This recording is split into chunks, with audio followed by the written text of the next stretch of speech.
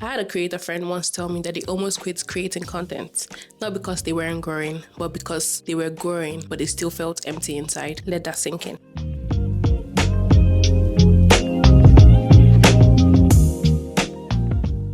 You can be doing all the things right, posting consistently, getting brand deals, getting the views, and still feel like you're drowning in your own dream. We don't talk about it enough, but influencer burnout is real. It's not just about being tired. It's when your passion starts to feel like a prison, when the algorithm starts to dictate your worth, and when the content you once loved becomes content you resent. Because this job, it's always there. There's always something to post.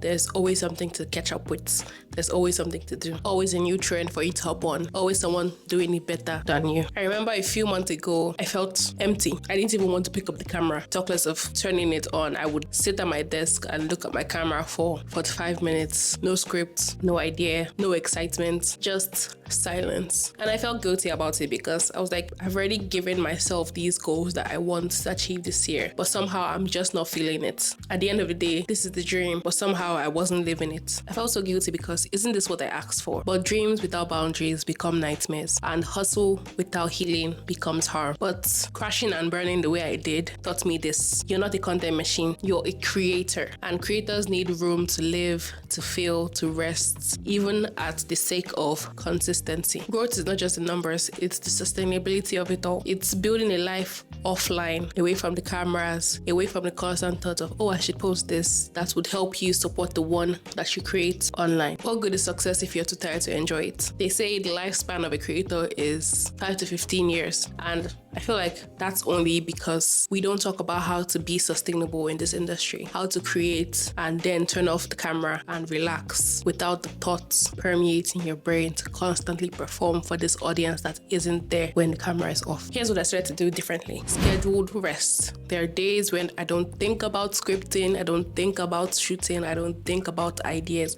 I just relax. I have to schedule. It's just as important as every meeting that I decide to attend. Schedule rest. I create before I consume, and in the same vein, I create more than I consume. So whether it's drawing, writing, I'm trying to stay away from consuming too much content. I don't really want to spend too much time on the apps, which is more difficult to say or more difficult to do when your job is social media, because beyond creating content, I work in marketing. I have to know what's going on, but I have to also learn to shut it off and stay away and only be there when it's important. While keeping on top of the trends, I have to also realize that I have to create more than I'm consuming.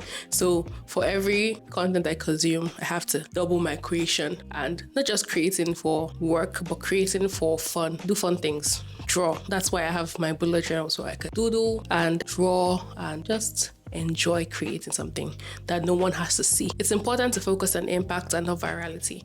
If you focus too much on numbers, they will drive you crazy, speaking from experience. So focus on just creating. Let the universe take your content. Let the universe enjoy it. And however it's received, whether by one person or a million people, you just know that you let it out. The sole fear of how our content is received really cripples the amount of ideas that we put out into the universe, because we're constantly afraid of being judged and in turn harshly judge ourselves instead of just creating and letting the universe do its thing. I say no a lot more these days. So instead of doing a million little things, I do things that I want to do, not just because I feel like I'm supposed to say yes to this. So I say no a lot more.